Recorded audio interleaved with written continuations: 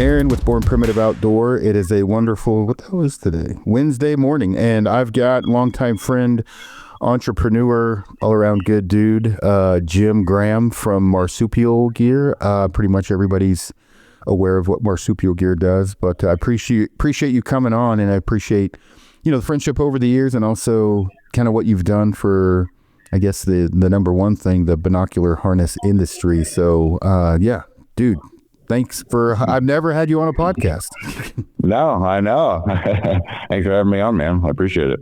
Yeah. So, for those who haven't, I'm pretty sure everybody knows who you are, but I want to, out of the gate, how did the, concept, execution, everything go? What made you decide to start Marsupial Gear, and how much of a pain in the ass was it getting going? It's definitely been a pain, but it's been a huge blessing. I started it out of just wanting something that didn't exist at the time. So this was over 10 years ago when the idea came to my mind. And at the time there were 2, maybe 3 bino harnesses on the market. And that's when everybody was wearing the crooked horn, elastic straps, which were way better than a neck strap. So I think everybody kind of had evolved to using those, but the downside with those is they just bounced around, the elastic wore out, or like a bra. And so I got tired of getting hit in the chin with my binoculars, just kind of traversing terrain, especially here in Arizona. And so, and then I wasn't just keen on the idea of a binocular pack. It was a foreign idea back then. And my frustration with them all is that the lid would open towards your face. So you pull your binoculars out and then the lid would close. And it was just a lot of movement. It was a two-handed movement. And I just wanted an open bucket to basically just draw my binoculars out of. And no one made that. Badland had a magnetic one, but it would open like a clam and then slam shut. Alaska Guide Creations out there, but it seemed huge on your chest. All good products in their own, but at the end of the day, it wasn't something that, what I had dreamed up in my head. And I think you can kind of relate to that, having a bunch of ideas stuck in your head. And it's well, maybe I can make this. So that's kind of what led to the whole idea of it. I used to love buying and selling things online and flipping them on eBay. That was kind of my little side hobby. And so I thought, man, if I can make something, sell it in the outdoor community, scratch the itch of being hunting stuff. It could fund some hunts. I thought I'd be golden just to make something. But you fucked that up. From more sure. Yeah. And now it's got another end. Yeah. So, okay. So the bino harness was the first, and we'll talk about everything else you offer now. But when you bootstrapped this whole thing, so when you got started on the financial side, you're doing great now. Crisis level on the financial side, 1 to 10. What was that like getting it going? Oh man, I had so many. I think I still, as an entrepreneur, you always are going to have nights where you lay in bed sweating, thinking about, this decision or that. But my wife and I were newly married. I was 24 at the time, and had taken most of our savings and was extremely supportive. And I remember thinking, transparently, we threw 10 grand at it first. And that didn't even get us through the prototyping and first round of production. We ended up putting 20 grand of our money into it. And at 24 and 23 years old, that was a lot. That was almost all of our savings. And so I remember freaking out and thinking, what did I just do? Did I just, totally screw myself and my wife for the money that we had saved up and worked so hard for? And, I just pissed it away on an idea of selling binocular packs for a living. It's just insane. And especially when we first launched, I remember, thinking okay, you turn on the website, we'll start have sales coming in. And I think I didn't sell a bino pack for maybe a week. So it was definitely those were the nights going, oh my gosh, this is maybe a really bad idea. Yeah. Yeah. I get it. So what was your, in the beginning, well, I guess this is going to be a 3-part question, but one, biggest mistake. 2, and when I say biggest mistake, like the one that immediately like that comes to mind? What was the biggest mistake in the beginning? Man, we never had any massive catastrophic mistakes. I would definitely say I'm very much the tortoise and like the tortoise and the hare analogy. Like everything has been very long.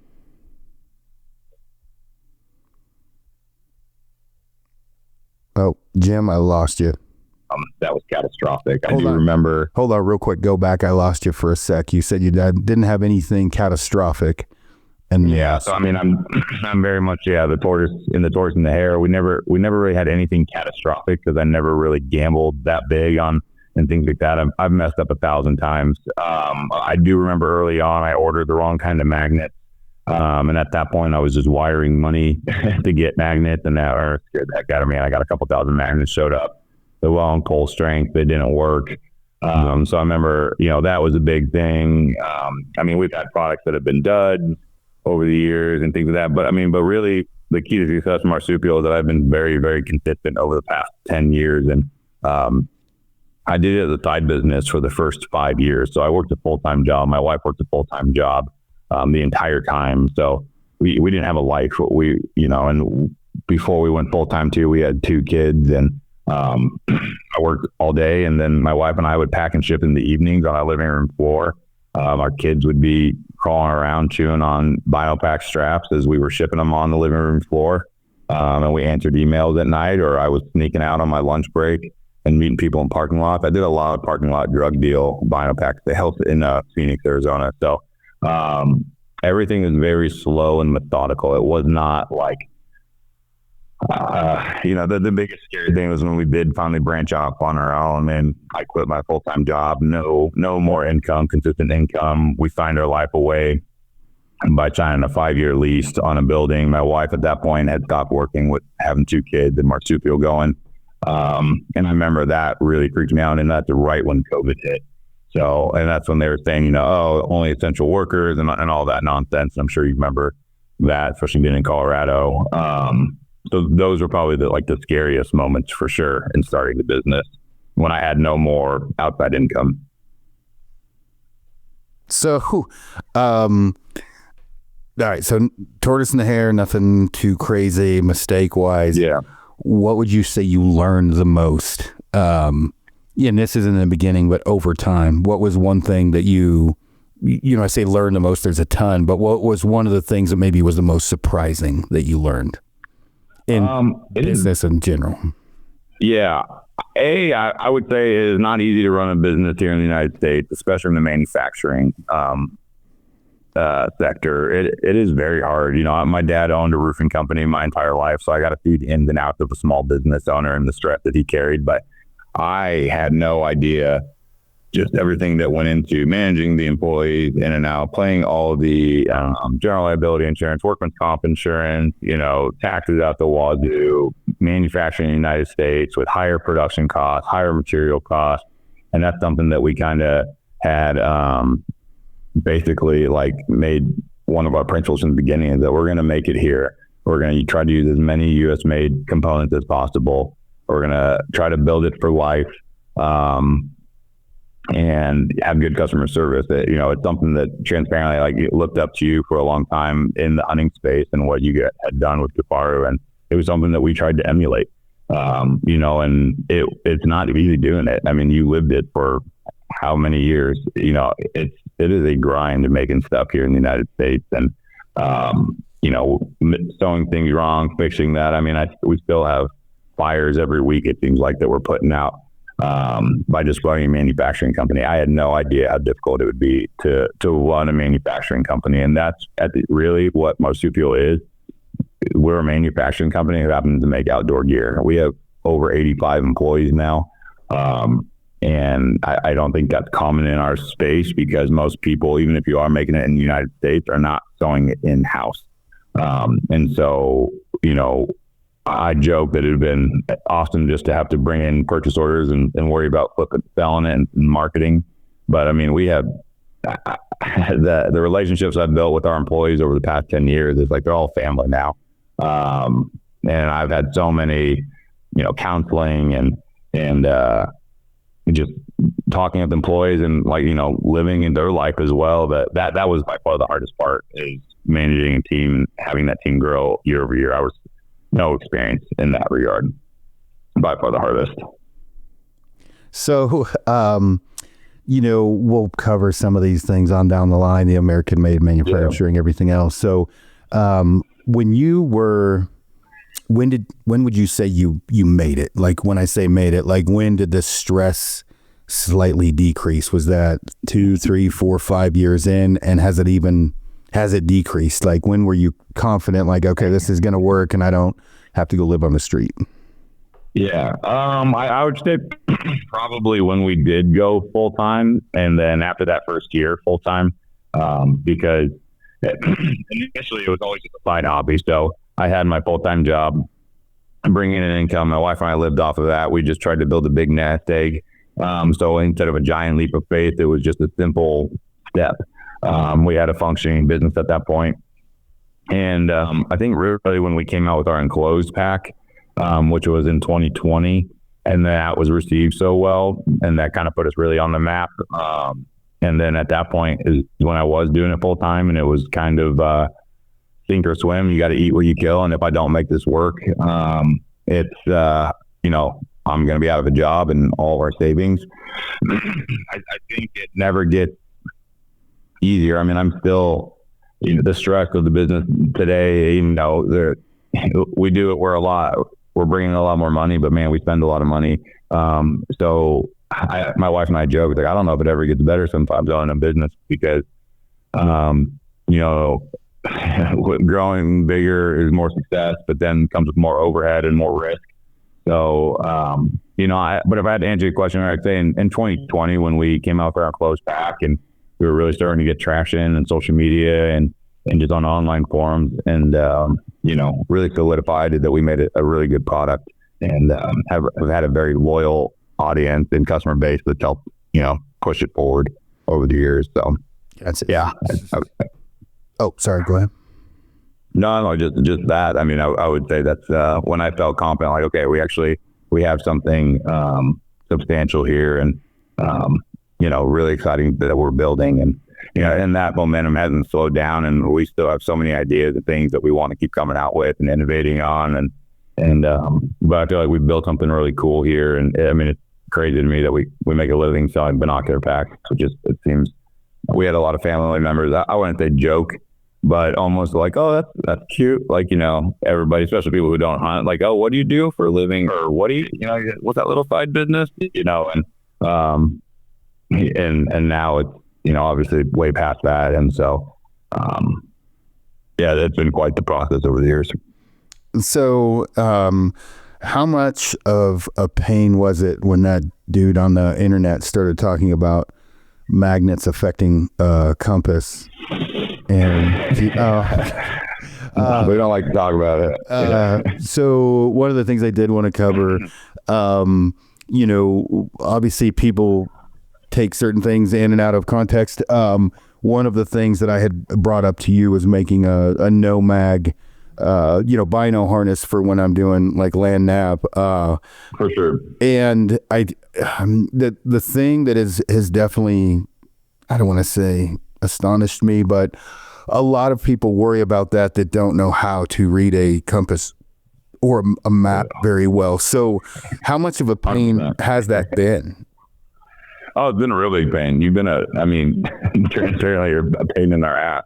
I mean, we love you and what you've done for the industry, and you have a wealth of knowledge, and but man, we've had to answer so many magnet questions and navigation questions over the year, largely in part of you.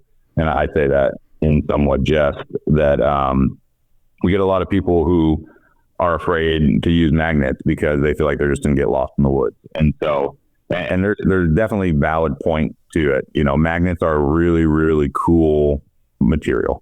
It's this invisible force field that especially when you sew them into fabric, it draws it together. There's no buckles, there's no straps, it's quiet. It allows our pack to work the way that it does really, really well because of magnets. Magnets are awesome. There are downsides to the magnets, like there's downsides to everything. Buckles are extremely secure too, but if I put a buckle on there, it would be loud, it would clank, it would have all these downsides too. So the downside of magnets is when in close proximity to a compass, it can pull the needle. And so people get really paranoid about that, but there are lots of workarounds for it. And so first and foremost, if you extend your arm far enough away, it's not going to pull the needle. And so, so when you're navigating, you're shooting azimuth, all those things, you can extend your arm and it will bypass the matting that's pulling on it. You can put your digital compass in true north instead of magnetic north. There's lots of ways to kind of work around it and not to hold your phone or a compass right to your chest when you're navigating. So as long as you're consciously aware of that, I feel like the pros far outweigh the cons of magnets. And so, but yeah, if you do walk with your Onyx right against your chest at night and you're trying to follow your track out, you could walk in circles. But a lot of people who we talk to who are afraid of magnets, you ask them if they navigate that way, this or that, or like, oh no, I found my property, I know exactly where I'm going, or there's all these things, but they're like, but I just heard magnets are bad, so I don't want magnets. And so when you kind of explain it to everybody, the workarounds, the pros versus cons, their situational use, things like that, pacemaker, no pacemaker. I would say 99% of the people opt for the magnetic one. And so, and that has been our tried and true bread and butter pack over the years. We sell them 20 to 1 at least for a non-magnetic one. And so, and that's our biggest, I would say it's one of our biggest, most popular selling points is that we do have magnets. And so, but there was just this one guy online who was like, magnets are bad, and a whole smear campaign. No,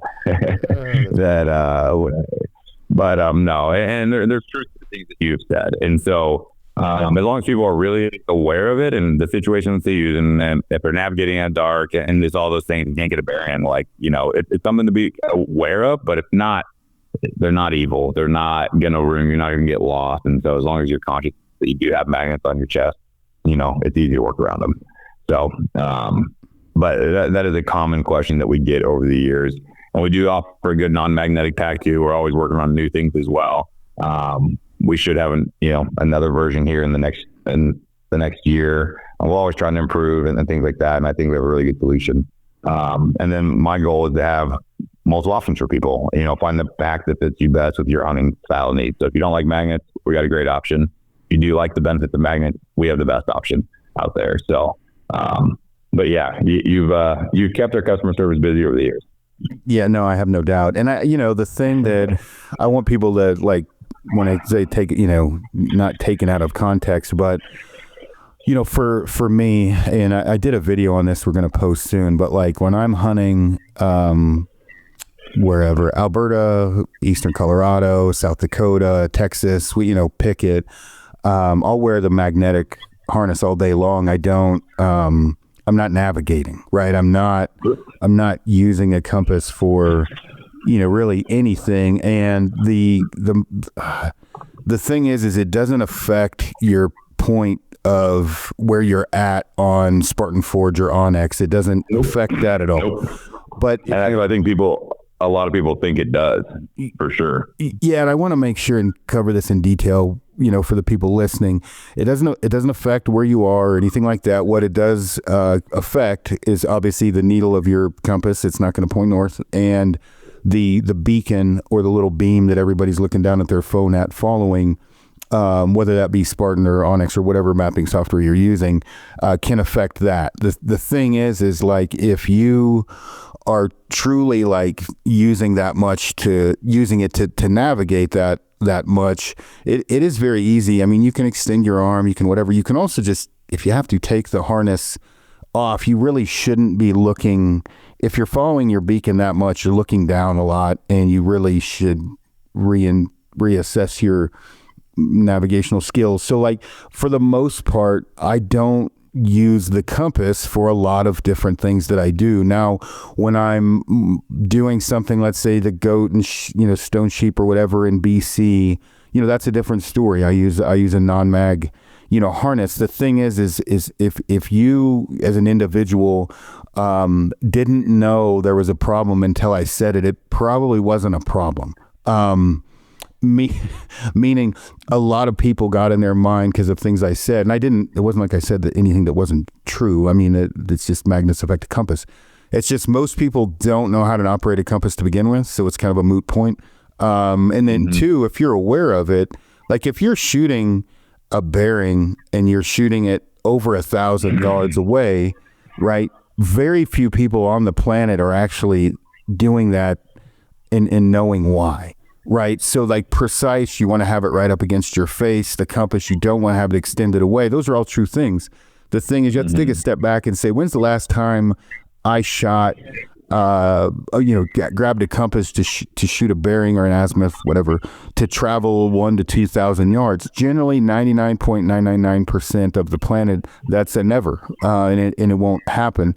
And so people need to take that into consideration, because if the magnet, the system with the magnets in it is far more beneficial for you, then it's very easy when you actually have to do that, which is almost never, to just take the harness off. Because if you're going to have to do that, you're talking about a fraction of 1% that you would take your harness off, which would be maybe once every 5 years or so. You know what I mean? So that's where I've tried to put things into perspective. Now, if you're teaching land nav, totally different story, right? If you're teaching a course, different story. But the thing is, again, is like when you actually need to apply it, just take the harness off, because you're hardly ever going to have to do that.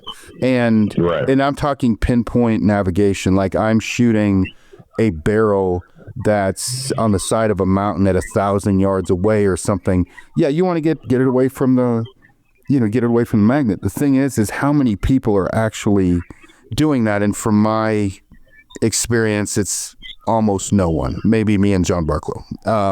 Yeah. So, I mean, did I explain that well enough? Should I dive into that? Yeah, I'm going to record that and just play that to anybody who asks about magnets in the future. No, I mean, I think that's what I'm saying. As long as you understand the magnets, you understand the use of it, they're not evil. And what I laugh at is that we've had a lot of people, a lot of the companies, if magnets are evil too, kind of jump on that bandwagon with you. And it's not that you came out and said magnets are evil, but, they can affect those things when doing that. And then magically, a lot of these other companies all are incorporating magnets in their pack now, and I'm not saying they're just trying to copy us, but it's like magnets are pretty awesome, and they do work really well. And, you can, I think every manufacturer now who makes a binocular harness almost uses magnets in every single one. I mean, I'm trying to think of all the big players, and they all incorporate them now. So, they're very, very beneficial. And so I feel, I might be biased, but I feel like our magnetic design is the best with the magnets that we use are strong magnets, but the way that the lid comes up and over, it keeps your pouch secured and closed, and it can be quiet. Some people say magnets are loud, and I the same analogy that I give them is my truck door is really loud too when I slam it in the woods. So, I mean, it's all relative. And so I think it's the best way to open and close a binocular pack. So the pros far outweigh the cons, like you said. A 1% of time that it might affect it. We do, a lot of applied, how do I say applied, without sounding like a total dick. A lot of things, I don't know, anybody into weightlifting, bodybuilding remembers Arnold back in the day doing some goofy lifts to see how many people would do it to make fun of him. So there's a lot of things that are talked about, online that have not necessarily been like, you unravel the big bag of snakes and actually go test it out. And so in context, if people say magnets are louder, when we go teach one of these stalking courses, we have a magnet and a non-magnet harness. And what we do is in that final red zone, if you take into consideration a magnet could snap maybe or something like that, yes. Generally, that's the user issue. But if you take into consideration the magnets, the access to the harness or the binoculars, with the magnet is easier.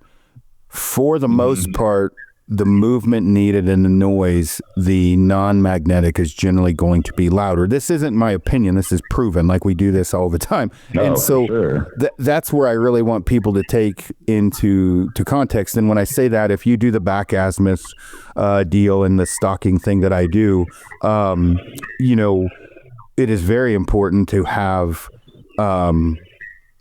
magnets away from your compass when you shoot it back. The thing is at that point, the magnet doesn't really come into play with that system. And that's what I was trying to get people to understand is I did where I shoot the back azimuth, loop around, and showed people with magnet and non-magnetic. And that portion, if you know what you're doing, doesn't really, it doesn't affect the process of going in on an animal. And so I guess what I'm saying is magnets do affect the compass, but it's really not that big of a deal if you know, and you said that, if you know what you're getting into. Yeah, for sure. And the best thing I would say also about our pack is when we designed it, it's like, especially if you're at the red zone, as far as noise goes, that lid open, you have an open bucket to drop your binoculars in and out of, rangefinder same way. I'm not touching the lid at all. And that was one of the biggest things that I wanted when I designed it, was that it was easy to drop in and out, no things flapping around. And I mean, there's been so many times that I've killed an animal and you go take photos and the pack's still open because that's just how I've had it for the last 100+ yards. I'm not opening a lid back and forth and messing around with that. So yeah, and I'd be quiet. Talked about this a lot. I'll take the harness off if I'm that worried about it. The last little bit, it's not a horrible idea, and that's anyone. That's not yours. Yeah. That's anyone's. And I've had, South Cock takes his pants off, right? Like, if you are worried if there is, that's what I'm doing wrong. Yeah, exactly. If there's no wind and everything else, it's not just the harness. It's just the physical nature of things on your body. And you're probably shitting a willy talking about me saying drop your harness, but I drop if it's that close and I have a stick bow. No, I'm almost naked, right? I take everything. Yeah. So no, then there's truth to that, and so it's the same thing. I'll be the first to even say, like, people don't need all the pouches and stuff that we have that we sell. We sell a bunch of pouches to give people options, but I mean, I started this because I wanted a slim binocular harness design, not looking like G.I. Joe with 20 pouches on your chest. People do that. I mean, that's their preference, but man, I'll be the first to tell you. Maybe if you're going to Alaska and you need all these extra pouches to carry things like that, but I'm all for minimalistic, and you don't need all this gear to kill stuff at the end of the day. You don't, it goes with camo, it goes with everything. Like, we make gear that's durable, functional, and ideally to solve problems for people. But you don't need all of our stuff to go kill an animal. Like you said, you can go run around without pants on and a bow and kill animals, and you'll probably be more effective at it sometimes because you're not worried about this gadget, and all that shit hanging off you. But we make pouches to solve problems. Well, at the end of the day, I'm the weirdo. Like when I worked in the trades, I'm the guy that has the toolbox, and when I say the toolbox, that toolbox may be one tool, maybe 15. So I'm actually the weirdo. I have a total complete magnetic system that is my super silent, no pockets, no frills. That's South Dakota, Eastern Colorado. That's I'm going in with nothing, and I want it the quietest it could be, and that's magnetic. I have a non-magnetic with a lot of pockets. That's my survival-esque. That's my super holy shit BC mountain hunting. I've got fire starter pills. I did a video on it. I have a taco stand on my chest. I've got shit every way. Now, check that video out on YouTube. It's on the Born Primitive Outdoor page. It goes through everything I have in my, survival bino harness kit. But, I'm not I have to have more than one, and you can buy one and take everything off. The thing is you don't need the 10 essentials when you're going in beside the road in South Dakota, right? You don't, could you need to build a fire? And maybe, but if you need that, you fucked up. Like something has gone terribly wrong. So, and I'm trying not to be contradictory, but I want people to understand that I have a system for everything because I'm that retentive. And so like I've never worn like chest pack or kit bags that much. And I've kind of started to fall in love with your multi-pack for certain specific things because I got a taco stand on my chest. But having said that, you do have a taco stand on your chest. So, I really try to put things into perspective. Yeah. And that, not that I'm sitting here to tell everybody, oh, you got to buy one of these, but like there are pros and cons of different products that we make for different situations. And so, I change my bino harness setup depending on what I'm doing. If I'm muzzleloader hunting, archery hunting, rifle hunting, It changes all the time. Like you said, if I'm by our buggy, like I don't need to carry extra stuff on my chest. I don't want that weighing me down. And then in certain countries too, you want to carry a gun on you. Sometimes carry that, sometimes you don't. It's always very situational, and that's why we tried to really make it as modular as possible. And I would say we kind of were at the forefront of that, to building it custom to your specific needs for your specific hunt or whatever you may be doing. I mean, and I am telling people to buy a lot, because if you're going to get on the phone and call about magnets, I would say buy 2 harnesses, because you're going to want a non-magnetic and you're going to want a magnetic, or whatever. I'm just using that as a scenario. I mean, and honestly too, I don't have binos on me all the time. Like when I'm teaching courses, usually I have a bunch of shit in my pockets. Well, this, the multi-pack, I mean, dude, it's great because I've got my ferro rod and my compass, and I've got all my crap in there and whatever else. And so I've got the stuff needed for that. But I mean, while we're talking, you offer a ton of different stuff. What are, getting off the subject of navigation, what do you, what do you offer? Like what are some of the other things? Yeah. So honestly, when I started Marsupial, my problem was I had a binocular pack system, call it a fishing chest pack system. I like photography. I had a DSLR pack. I had all these different pouches, and I got frustrated that I had to take a different harness, a different setup each time, no matter what I was doing. So really, when I started Marsupial, the goal was one harness, different pack, and you just basically unbuckle, plug and play. The first prototypes I made were a harness with a molly panel on your chest, and you would take a different bag and put it on and off. I quickly realized that was too much labor, too much sewing. You don't need a whole molly panel to put things on, too tactical. 4 buckles suffice. And so we make a bunch of different chest packs. And so our enclosed binocular pack is our magnetic pack. That is our bread and butter pack. We do have a standard binocular pack. It's open on the side. Some people really like that for whitetail hunting. It's a lower price point. Same concept, magnets on top, magnets on the bottom, folds forward. That was our flagship model that we first had. So we still offer that. And some people prefer that over the enclosed because it's a little bit easier to the sidewall of your binoculars. We have our multi-pack, which used to be called our fishing pack, but so many people were using it for so many different reasons. Like you mentioned, land navigation, fishing. It has turned into a very, very popular turkey hunting chest rig. If it's 2 pot calls in the front, striker up front, crow calls, everything that you need for your binoculars in the pack, that's our multi-pack. We have a little Joey, which is basically a small, thin chest pack. Basically envision a fanny pack for your chest. And then we have way too many accessories, but we make rangefinder pouches, zipper pouches, cell phone pouches. We have holsters. We have bear spray pouches. We have radio pouches. We have an eyeglass pouch. One of those things that I made, honestly, not as a joke, but my father-in-law wouldn't stop bugging me about making a pouch for his eyeglasses. The only hunters that we have are customers that carry around prescription readers or just readers in general.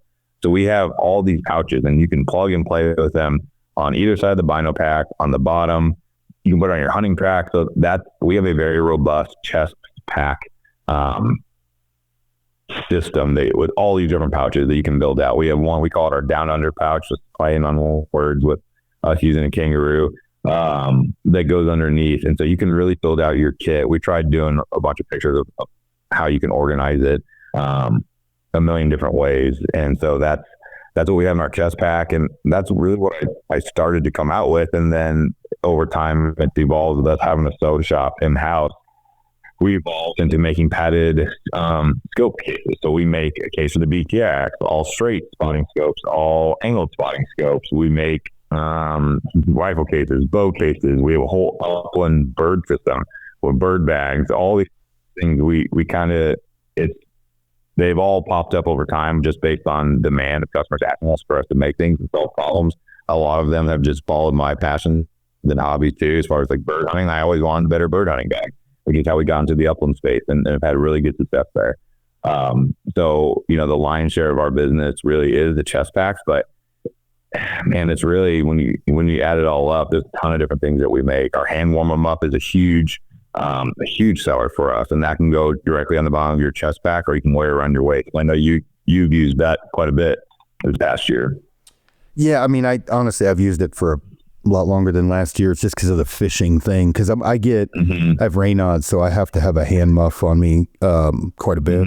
And so, like that hand muff, I'm weird, right? So when I say weird, like I keep it in my truck all the time, because even if somebody was on the wreck on a wreck on the side of the road and I got to get out and help them, I actually have electric hand warmers I keep in the truck. I'll throw them in there so I can warm my hands up. And again, I just lose feeling in my hands. And so, the hand muff is, it's one of those things I think is overlooked, but extremely important. But, when you're looking at all the different stuff that you offer, I think that like the majority of everyone on the planet is definitely going to need a bino harness and some pockets. And then as they develop in their hunting career, they're probably going to get a spotting scope, and then they've probably almost got a divorce because they spent the money on a spotter. So you want to protect it. So they're going to, have that, so it all makes sense. It's not like you're offering, things that people can't, or don't need. But like I'll say, I ordered one of those cell phone pockets,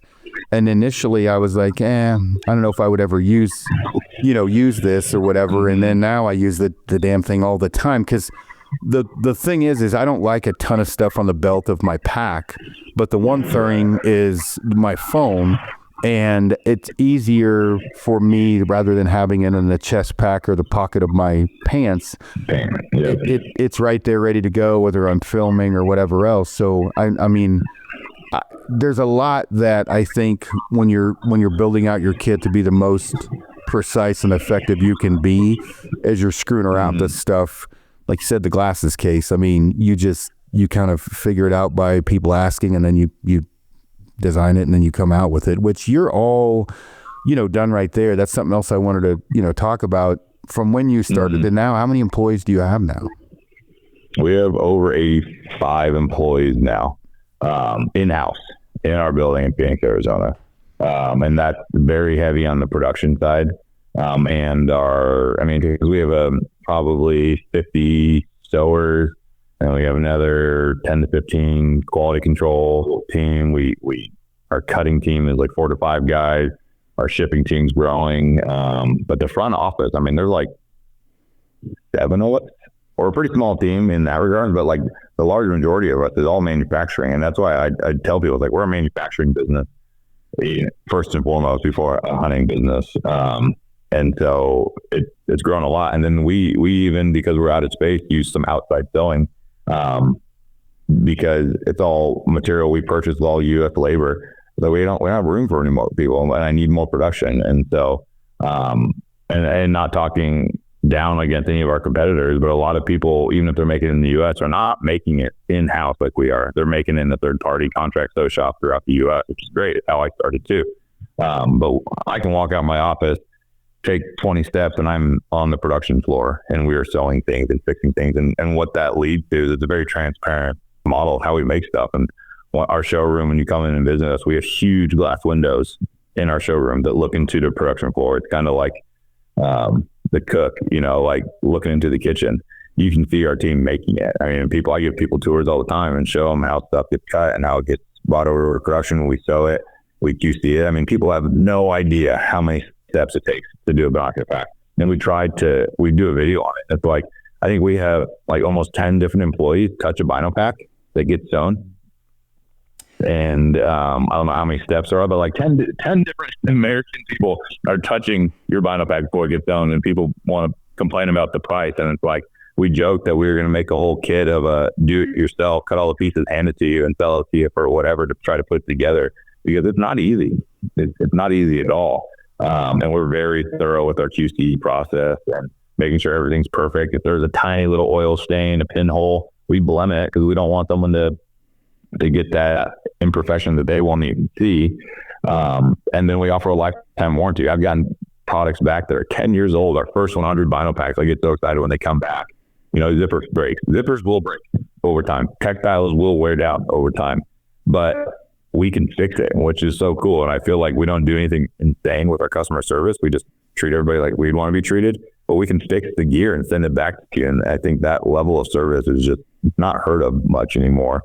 And when you do that, it's people really are buying gear for life, and we can service it because we can walk right out there and fix it.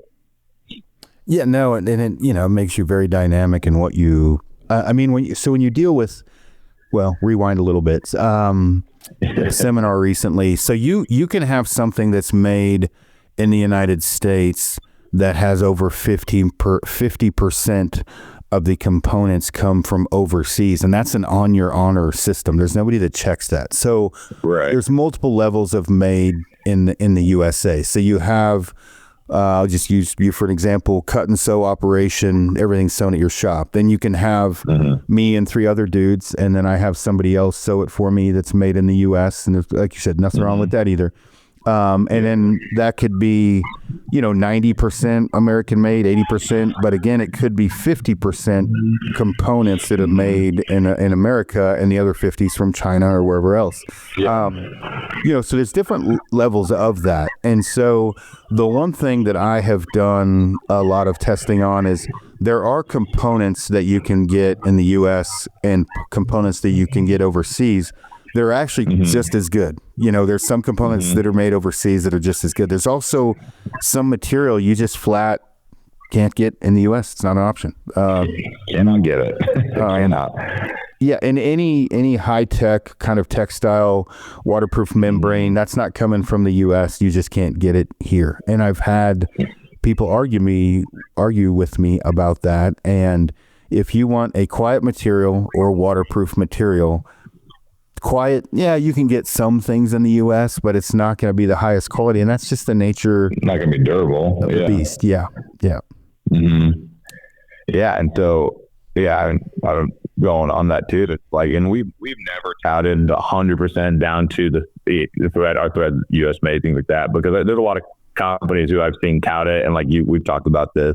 They're full of it. They're putting an advertisement out there where they're saying 100%. It's like, it's not, I mean, like, I'm not going to sit out here and call them out, but like, I know where they get their stuff from. I know it's not coming from the U.S., but people sometimes fly that flag super hard, and it's like, okay, I mean, we're not going to go put a smear campaign out there, but our motto with Marsupial is we're always trying to put the highest quality fabrics components on the pack.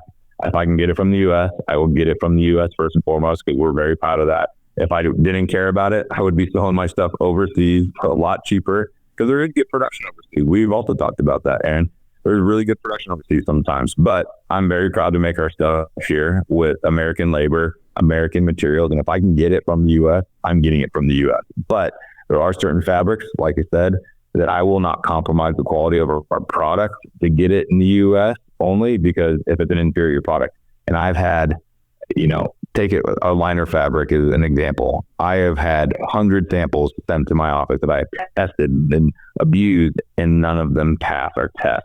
So do I put an inferior product in there or raw material in there and have customer service issues, have employee or customers have issues with it, or do we use import piece here and there? We do that. About 98% of our components all come from the U.S. I'm at peace with that, but we try not to have that be the hill we die on, where it's like 100%, because it's like, well, I'm not going to put out a crappy product that fails on you on a high and that you hate our product just because it was 100% made in the U.S. So yeah, no, and it's a fine line, and people do abuse. Yeah, that was kind of my point. Was it does get abused at times, or the wool is certainly pulled over people's eyes at times, and it's just part of doing, business. And I can tell you, like, if you only built things out of 500D Cordura, well, there is only one 500D Cordura. There's only one, like true Cordura. There's only one. Mm-hmm. There's only one option. It's in the U.S. There's a lot of other Asian options, right? And so you can actually say Cordura, but it's really not the actual Cordura that you get in the U.S. And people cheat some of those systems, different companies, things like that, quite frequently. And, I've been to a lot of the manufacturing facilities here and abroad, and I am at times surprised when I'm getting the tour of what is on their line that is maybe fabricated that's made in the U.S. So it is pretty wild. It is wild. All right, then. That's not my goal to blast other companies. And so, like, I'm just very upfront about ours. Is like, hey, we make it here. Come walk in our facility. Come see it being sewn. I can take you out to our raw materials. I can show you where it's manufactured, the USA made, our foam, our fabric, our buckles, the webbing, all that, our labels, everything, if we can source it here, we can. But yeah, I mean, it's just something to be proud of. There's not a lot of people doing it, and there's a lot of people trying to emulate it, or like you said, pull the wool over your eyes. A lot of designed in USA, and like that. It's like, why even bother putting that on there at the end of the day? I don't know. So our goal is just to keep building really durable products, use the best components possible. Don't cut corners. It blows my mind how people can make a good product and ruin a product by putting a cheap buckle on it, because you're going to save 10 cents a buckle. It's like, put the better buckle on it. It's not going to, the 10 cents per buckle is not worth the additional, the risk of having that break while you're in the field. It blows my mind how people and companies cheapen out on the trims. It's insane, which has led me to make a bunch of new products, because we never would have made a bow case if the import bow cases that I was buying as a consumer, zippers weren't breaking, if the fabric wasn't shredding. It's just like they just use crappy components. Yeah, and I think that is something to be, mentioned, I guess, when you look at the components or the, whatever is like, when you start doing, testing, I think is when you really, your eyes are open. And when I say that, putting buckles, for example, in a freezer, impact testing, like that's where the rubber really meets the road, and you can find, and again, when you do the pricing of these, so let's say Jim and I are going to design, I don't know, Jim, what are we going to design? I don't know. Let me think about this, something real quick. We're going to design a rifle case, that is going to be state-of-the-art and all of these different things. So we start to design it, we get proof of concept, we do all that, and we get the most state-of-the-art, coolest thing known to man, and then the price comes back. Generally, let's say, we're going to say it's $250, which is a pot of gold if that's what you're paying to have it built, because you have to have a multiplier to keep the lights on, and then you have to look at the comparison of what your competitors are sewing or whatever. So if we look at that, then we start to, well, Jim's like, we don't need that zipper. We can take this away. That only adds 1%, to the, or we're taking away 1% of the effectiveness. And if I get off base here, just tell me to shut up. But I would assume that's about the same shit. No, you're right on track. Yeah, 100%. We don't need that zipper. This is only going to cater to this crowd. Boom. All right, now we're at $220. And then you're like, okay, what if, and this is where the shit starts to go downhill, we take that buckle that's 25 cents a buckle and we put this buckle on, and that's 11 cents a buckle. Okay, do the math. There's 36 buckles. Okay, and then the multiplier of that, right, it starts to add up. And then it's like, hey, rather than using this zipper, we're not going to use and YKK makes good zippers here and abroad. Let's say we're going to use a different zipper. And then so then as you're doing that, your pot of gold was $250 that you would have to sell somewhere between $750 and $1,000 with margins. And that's the price of doing business, folks. If you ever want a business class, sit in on it. But that's what it is. There's a 3 or 4x multiplier. Going back real quick to interrupt you, that's something I didn't know, the biggest learning curve. I remember when I first made my product, let's say it cost me $40. I was like, oh, sweet, I'll sell them for $80. And then I didn't realize all the overhead, all the credit card charges, the shipping, all that eat away at your margins so fast. And yeah, you have to have that multiplier. Otherwise, we can't make any money. And we're not talking about making disgusting margin. We just can't. You can't stay in business. No, and I mean, I've had people comment, and I get it, right? Forums and YouTube or whatever else of like, oh, you took $25 in material and 30 whatever, and then charge this. And it's like, you know what? I encourage you to do it yourself, right? Because, the thing is when you look at, well, let's go down the list, right? You have marketing. It's very competitive marketing. There's got to be money going into that. And if you don't market it, you're never going to sell it. And if you have a competitive market where other people are kind of selling snake oil, it's a weird web you weave, and it's hard to stay between the mayo and the mustard of how much to put into marketing. Then you have to keep the lights on. You have to pay your employees a decent wage. You want to treat them right. You know, you have bills, right? You have accounts payable, receivable. You got to order this material. Everybody needs to get paid. So whether there's terms or not or whatever else, you have all that. You have medical insurance, retirement. You have a lot of other things that you can offer. So when that's all said and done, if it was just me and Jim sewing in my living room, doubling it probably would work. Right? It's just me and Jim. Yeah, right? you make a living. Yeah. But then you design a great product and more people want it.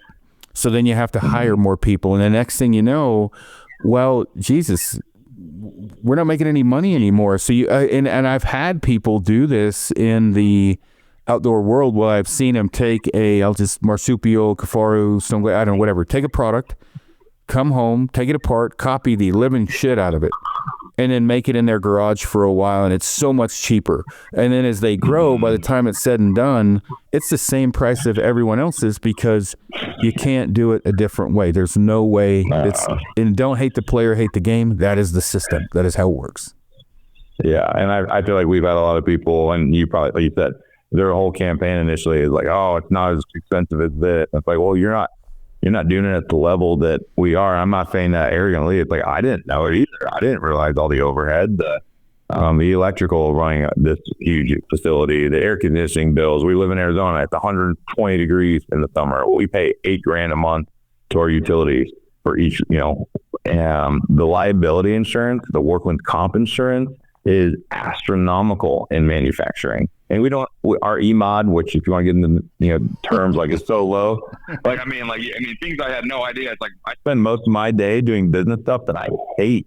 I wish I was back in my garage most days, just doing it small, because we're dealing with a giant manufacturing business. We pay for our employees like 95% of their health insurance. We offer a 401k with a 4% match because I want our employees to succeed.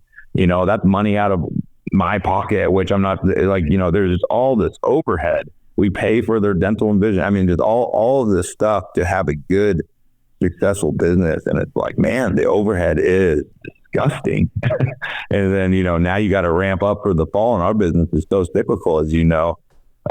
You got to build a ton of inventory in the slow season, which is your slowest season. So way more money going out than coming in.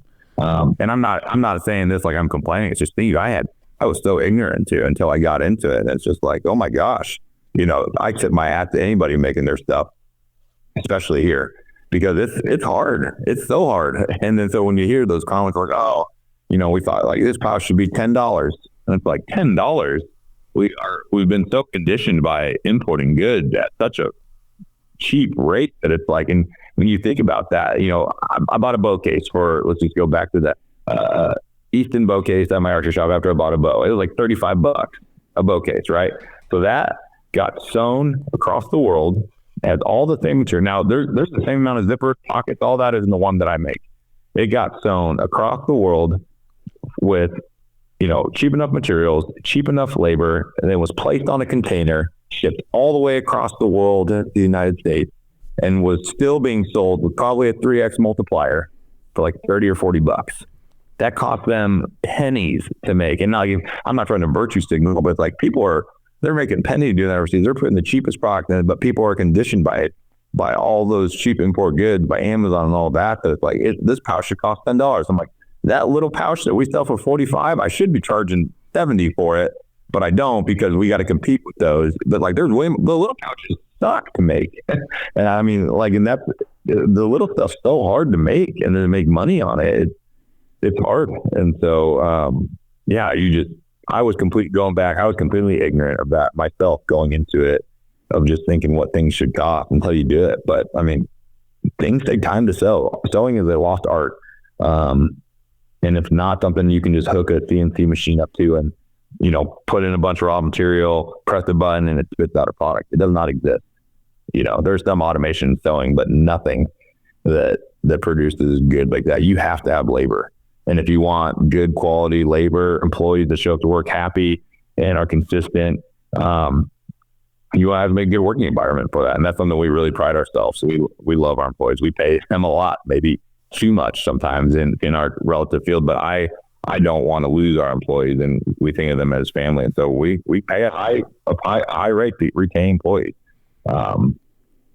Yeah, sorry, I don't know what rabbit hole I went down, but like now I'm going to use optics for a very good example. I'm going to use, we'll pick two, we'll pick three. We'll pick four, actually. So Swarovski and Leica or Zeiss, top. Mm-hmm. And then you have Maven and SIG, right? Is the optical clarity is it justifiable for the optical clarity and the difference between the upper mid and the top end? Does that justify double to triple the price? Well, I would say no, in the sense of just figuring it out. The thing is Swarovski, Leica, and Zeiss pay their people in Europe very well. It's no different than the U.S. So it's not just the glass. It is also the labor, right? And the labor is a big portion of that. And so Europeans pay their people very well, and that's part of it. And so when you come out with something, you have basically the bomb, right? Whatever. You have the price of the buckle, the webbing, the material. And then you have that, and then you have the sew time. And if the sew time is an hour or whatever, that's a pretty high sew time, so it must be complicated an hour. So that at that, what is your, what are you charging for that? So by the time it's said and done, it was $36 in material, an hour in sew time. That's what the cheapest, where if you sold it for that amount of money, you would be basically losing not just that, meaning you covered your cost, right? But so double it. Okay, so all right, well, double, that should be more than the profit. You brought it up. But by the time it's said and done, that's, again, your lights aren't even staying on, right? And so when you look at clothing, it's a 4 to a 6 multiplier, and people are like, why is it that much? When you go to a Bass Pro, they want 50 points. They want 50% off for you to sell it at Bass Pro. 50%, crazy. 40 for sure. And so if you charge $100, you're selling it to Bass Pro for $50 to $60. And that's don't hate the player, hate the game. That is the system we live in. If you want to make a change, but then again, people are like, oh, go direct. Direct is great, which is what I'm leading up to.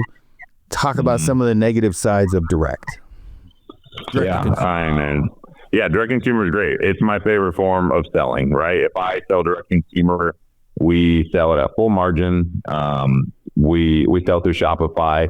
That money is in our bank account in 72 hours at the latest. That's fantastic. But it is it is 100% relying on your marketing efforts, because if you are not getting people to your website, there is no exposure. So then you run the risk of, if you go full retail, it's like that, don't go full retard, but you go full retail, now automatically you're losing 30 to 40 points right off the top. That $100 product that it retail or MSRP, you're now selling it for $30 or $60.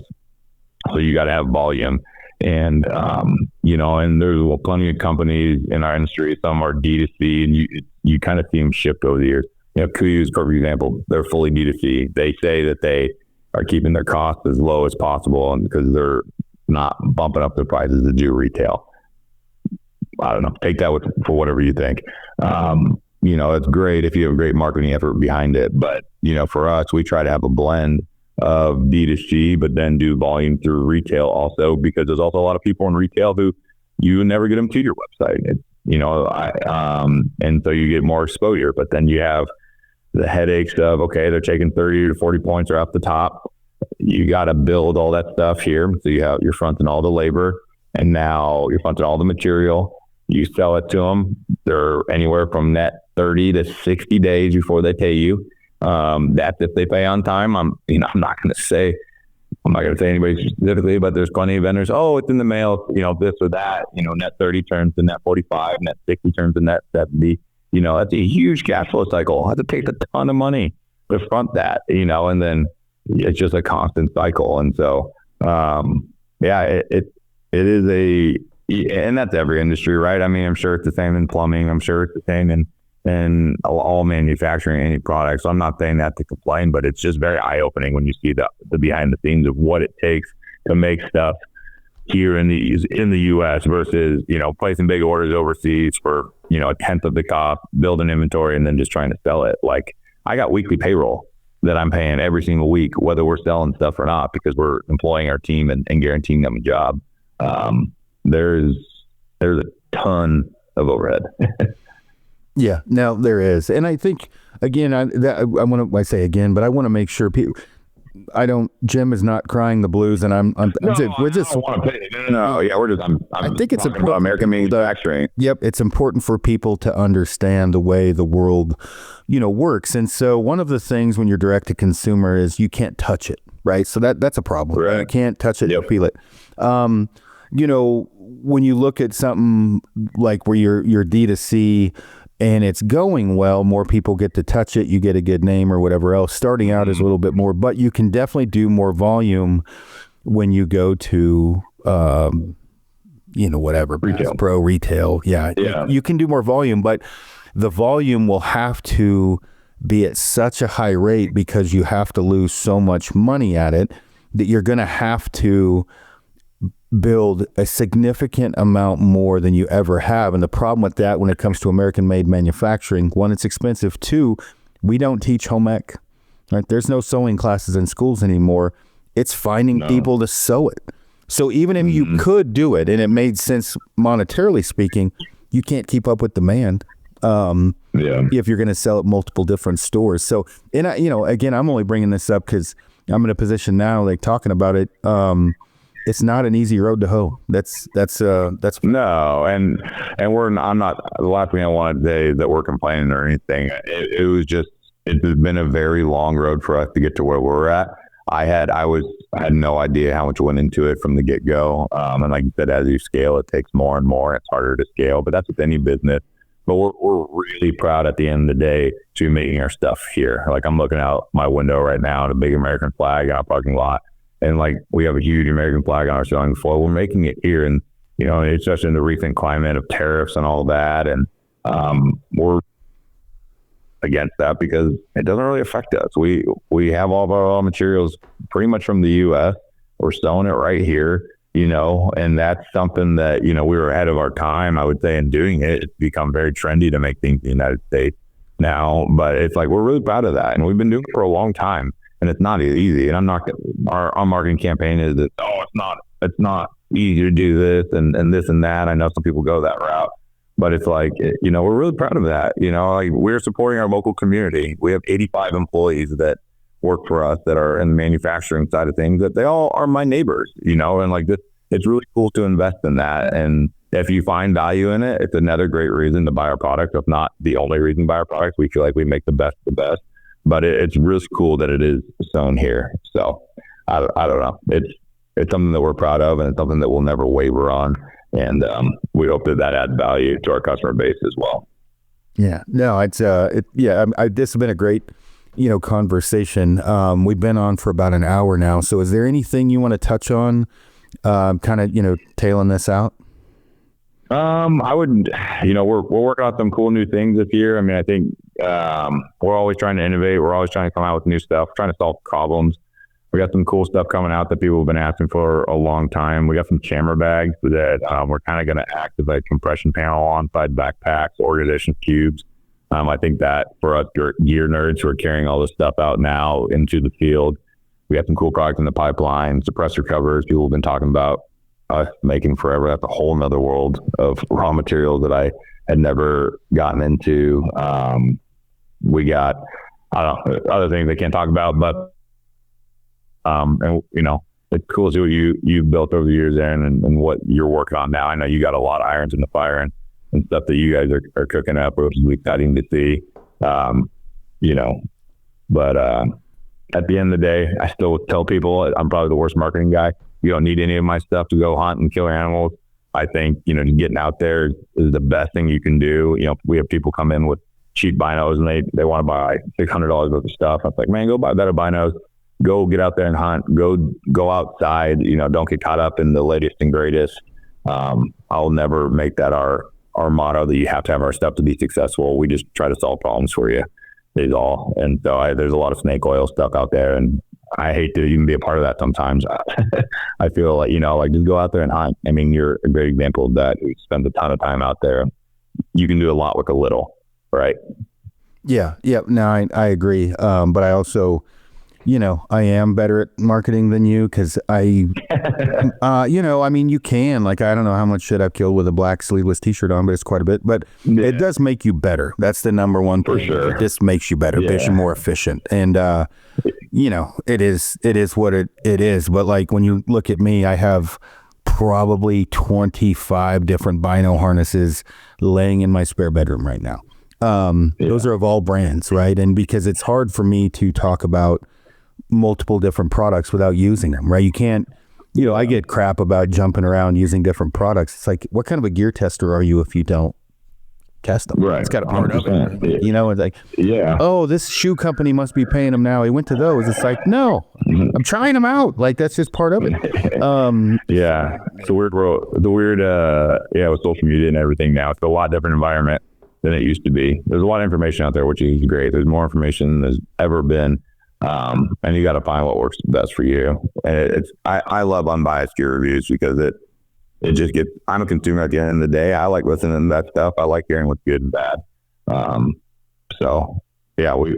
We always want people to use what works best for them, and hopefully it's ours. But if it's something else, then use that.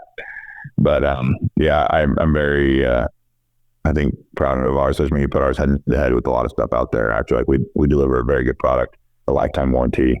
Things that are going to last with the best components. I don't know. Just use it and try it and see the difference. Yeah. No, you guys make great stuff. So website, all the cool stuff that people need to know, where they can check you out. Yeah. Our website is marsupialgear.com. Instagram, Marsupial Gear. We do a lot on email. So just go to our website and subscribe to that. We have the latest stuff always come out on there. That's our biggest thing that we're on is Instagram and our website, though. We're pretty active on there. And shoot us an email, interact with us on social media. We answer all the questions all the time. Call our shop. We got customer service guys who will love to talk to you. And we're very happy to talk to you and answer all your questions, all your anti-magnet questions. But now I'm just going to record Aaron and have that playback for him. That's funny. Well, dude, I appreciate you. Make magnets great again. Made it magnets great again. There we go. You can start get a hack. That is funny. All the MAGA hats, there's thousands of them sewn in Walmart. They're sold at Walmart. So anyhow, well, dude, I appreciate the friendship over the years, and I definitely appreciate the product. And Jim and I'll go sometimes 6 months without talking. And when we do, it's for a hour about who knows what. So yeah, it's always great to catch up. But thanks for hopping on the podcast. Yeah, Aaron, I appreciate it. I'll look up to you. And thanks for having me on and letting us tell a little bit more about our business. We appreciate it. And it was a horrible. Sure, we'll be talking soon. Yeah, I know. I mean, I want to be like, check it out at marsupialgear.com. It's not my. It's like Wednesday. I all that stuff. Fuck that, buddy. All right, everybody. Thanks for tuning in, and appreciate all of the support. Appreciate all the kind messages, and thanks for everyone listening to me babble with Jim today. So talk to you later. Yeah. Thanks, guys.